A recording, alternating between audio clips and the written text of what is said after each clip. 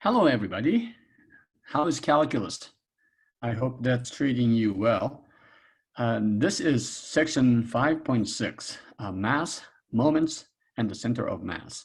All right, so you see in the background some of the illustrations used to describe what it's like to refine a Riemann sum. And so this is really the basic idea. Remember that integration is a continuous version of addition. And if you keep that in mind, I think you can find it quite useful, and you will understand integration much, much better.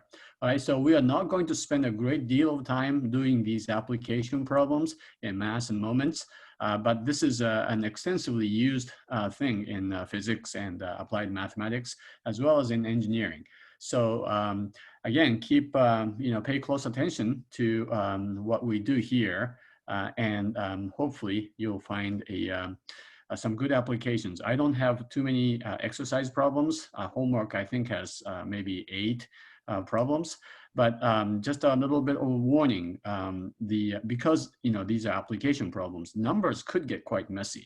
And that's just real life. When you really solve real life problems, numbers just don't behave as nicely. And so hopefully you don't get too much of a messy calculation, but just be prepared to do some real problems, okay? All right, so here we go, section 5.6, mass, moments, and the center of mass. All right, so I will start by writing. This is section 5.6 in our OpenStax Calculus 3 book, and the topic is mass, moments, and the center of mass. Now, let me start with a really basic question, okay? A question that a fifth grader can probably answer. Imagine an American flag or any flag in general, and you have this flagpole, right? So here's your flagpole, and it's 8 meters tall, okay? So what is that? That's about 25 feet long. And then with a density of 2 kilograms per meter, all right? So what I will do, it'll just kind of, just draw this, and maybe another one like, whoops, that's not gonna work. All right, so let's try to figure out how heavy this object is, all right? And I mean, like, I say heavy, but I'm talking about mass as in physics, not the weight, because that's slightly different. Okay, so imagine an 8-meter pole with a density of 2 kilograms per meter. What is the mass of this pole? Right, that's really easy, right? So if you want to, you can divide this into 8 equal pieces so that each piece is 1 meter, because that is very convincing if you are trying to explain this to a fifth grader or something, right? Every meter, okay, and you have 8 of these. This is 1 meter here, 1 meter here. Every meter is going to weigh 2 kilograms. So how heavy is this object? Well, if you are trying to explain this to like a real a student in a very basic level of mathematics, you can even use the dimension analysis. You know what a dimension analysis is? 2 kilograms over meters, right? And then you have 8 meters. All right, so what you do is you cancel m and m because it's the numerator and the denominator, and the answer is going to be 16, and the remaining unit is a kilo or kilogram, right? So that's the answer, right? Or you can approach this from calculus 1 idea, or calculus 1 concept. So what you have is, this is, x, and you have meters, and 2 is the density function at every single point. So guess what? The integral from 0 to 8 of 2 dx is 2x going from 0 to 8, and of course this is 16, right? Now, of course, you're not going to explain this to your fifth grader, sibling or whatever, okay? But you see, we're doing exactly the same thing. Okay, so this is, I think, quite important in understanding what integration is. Look at number 2. What if the pole has different density at each point? Okay, so now we have this rod or a pole. Okay, again, 8 feet long, but every part weighs differently. Okay, so how would you find the mass? All right, so in the context of this calculus 1 approach, remember, integration is really continuous addition, right? So if the density function is equal everywhere or constant everywhere at 2, then it turns out you are basically integrating the constant function, which becomes the area of the rectangular region here. But if it's constantly changing, maybe here and then the light part here, and then there's some heavy parts here and going back like this. If this is your density function, fx, okay. Now remember, you can find the mass by integrating, right? And the same thing happens, you just integrate. So the idea is this. Let's say this is starting at 2 and maybe this is like 6 over here. This point is associated with the number 2. This is associated with number 2. This is associated with a number 6 and so on. So every point, okay, and I mean every single point, not just an interval, but every single point, it has a number associated with it. So now we're going to be adding not just like 1 plus 1 plus 1 plus 1, we're adding continuously from 0 to 8. What are we adding? Well, we are adding the value at each point in a continuous way. And of course, you say, well, how can you add infinitely many number of points? Well, you can't, all right? But the point is, when you take the limit of the Riemann sum, which is how you define a definite integral, it makes sense, right, to say the mass is the integral, the definite integral from 0 to 8 of fx dx, where fx is the density at each point. Okay, now f, of course, is called the integrand. If you don't know what this word, it means the function being integrated. Okay, so now we add a dimension, like literally, all right? How would you find the mass of a sheet, like a metal sheet or a piece of paper, a lamina, a two-dimensional object, such as a metal plate, all right? So you have a plate like this, right? And the way you do this is, of course, you just subdivide. Just imagine, just like here, you cut this into a bunch of small pieces. You can actually cut this into like 1,000 equal pieces or 1,000,000 equal pieces, and you weigh each one of them.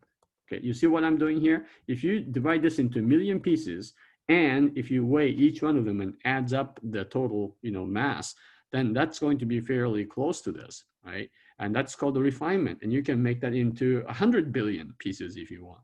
And eventually, it'll approach a limit. Well, hopefully, and if that limit exists, we call that the definite integral. So in the same spirit of things, we divide this lamina or plate into a really, really tiny pieces. Okay, let's say 100,000 pieces, just like what you saw in my background. And then you just, add up the weight of all of these, and then you will eventually get your mass, the total mass. So if the density function is, well, in this case, remember, this is two-dimensional, so you have to have two variables, x and y. Pick just a little piece here, all right? So this has dx by dy, it's a rectangular piece. And of course, that is what we call dA, right? So in this case, the mass is very simply the double integral over the region R of f of xy dA. No problem here, right? Now, this dA doesn't have to be dx dy or dy dx. If you happen to use the polar coordinates, for instance, you can use r dr d theta. All right, let's do an example here. Find the mass of the region R, which is the upper half disk of radius 2. And the density is proportional, and this is a sort of a common phrase. What if the density is proportional to the distance from the origin? So here is the origin, and let me just go ahead and draw a line here. Okay. So the origin is, of course, right here. And I am given that the radius is 2, right? And you have this point xy. I'm just picking a random point of this region R. And so what's the density at this point? Okay, well, we are not exactly given the density function. All we are given is that it is proportional to the distance from the origin, right? Well, proportional to the distance from the origin means it's k. This is a constant of proportionality times the distance from 0, 0 to xy, which we can describe as the square root of x squared plus y squared, right? Or if you use, and of course it makes sense to do so, if you use the polar coordinate system. Now, why would you use polar coordinates? Well, because this region R seems to be related to a circle. It's half of the circle, right? All right, so the mass is fairly simple. It is the double integral, right? So, oh, by the way, if you don't integrate anything, if you have this, okay, that now, you know what this is? This is the area, okay? In other words, the mass when the density is 1 everywhere is basically the area, right? But here we have the density function that we have to integrate. And so, and of course, you can see the region R in terms of polar coordinates is where theta goes from 0 to, in this case, pi, right? Because it's only the upper half circle. And then R goes from 0 to 2, okay? Nice, very easy way to describe this if you use polar coordinates. And so this is going to be from 0 to pi, 0 to 2, and then KR, okay? And then you have to have this dA. Do you remember what dA is in polar? It's R dr d theta, right? Where did that extra R come from? I keep asking. It's, of course, a part of dA, all right? So you have basically R squared here. Okay, so that's what you have to integrate first. Let's take the K out of this, okay? And so you can integrate from 0 to pi, and basically what you have is R squared. So this becomes R cubed over 3 going from 0 to 2, and then d theta. And of course, that's 8/3 K, and then you just have pi at the end. So the answer, whatever this K is, you are not given the constant of proportionality. But whatever this K is, it's 8/3 times K, and then pi. Okay, so that's the answer to this question here. You can find the mass, and the mass is, of course, related to the weight, and so that is how you can calculate this. And you'll talk about mass quite a bit in physics and astronomy. So this is a pretty important subject if you are studying these applied areas. All right, now the second page or the second part of this lesson has to do with moments, okay, and the center of mass. But before we go on the moments here, I want to describe for you the basic idea, not using the continuous version like in integrals, but discrete version. Okay, discrete version has to do with a finite number of things, finite number of objects and their mass or weight. Okay, so I am going to describe for you something very easy at the beginning, right? And in fact, years ago, when I explained this in Calculus 3, a student stopped me and says, "Professor, is this like, it's really this simple?" And the answer is, yeah, it is this simple if you have a finite version. Okay, so watch what happens here. The word moment, by the way, moment has to do with a tendency of an object to turn or rotate about a point. Okay, so imagine you have a point here which is fixed, a fulcrum or a fixed point, right? This is called P, right? And this is a kind of like a lever or something. You have a piece of stick, maybe make it a little longer here, right? And then you're trying to lift weights, right? But the weight, you have weight 1 here, and you have a pretty big weight here, weight 2, and then you have medium-sized weight 3. And you are trying to lift this up this way. Okay, so the question is, long ago, okay, 2,000 plus years ago, Archimedes told somebody, give me a fixed point or give me the reference point, the fulcrum, and I will move the earth. His idea was, if you can put the earth, okay, on a piece of or whatever, the stick, and if you have this fulcrum here, if this is really close and if this is very far, then you should be theoretically able to lift anything that is possible, right? And give me a lever and I will move the earth. That's a famous quotation, but who knows? Archimedes was an incredible person. So if you're trying to lift this, how much are we going to, what is the force that is required to do this? And it turns out it's related to what you see here as a seesaw, right? I mean, if you have a big person sitting here, right? And if you have somewhat smaller, like a child or something here, if this distance is closer, and if this is farther away, if this is longer, then it could actually balance, right? So what is the balancing? What's the equation? Okay. Well, the moment in a finite case like this, right, about P, this is the reference point P, okay, is calculated this way. It is moment at the point P is equal to, it's basically the distance from the point to W1, and then a distance from here to here, this is a L2, and then this is L3. That's just the coordinates of the point if this is 0, okay? So what you have to do is to multiply L1 with W1, and then L2 with W2. So L1 W1 plus L2 W2 plus L3 W3. Now, of course, if you have more than that, you can have more than 3 weights. You can have 100,000 weights if you like, but it's still finite. And if it's, as long as it's finite, I can use the finite sum notation, which is the sigma notation, right? If you have n weights, each located where weight Wi is located at the point Li, then this will be Li times Wi, and you add them, okay? Very simple, right? Okay, and that's the way it is here too. If this is L1 and this adult weighs W1, and this is L2, and if child weighs W2, you will have an equilibrium if L1 W1 is equal to L2 W2, okay? This is just a principle of seesaw, and I'm sure you have some experience with something like this, right?